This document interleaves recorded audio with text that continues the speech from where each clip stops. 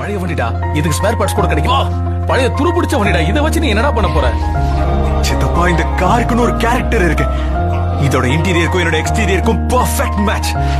எனக்கு இந்த கார் தான் வேணும், நான் ஃபிக்ஸ் ஆயிட்டேன்.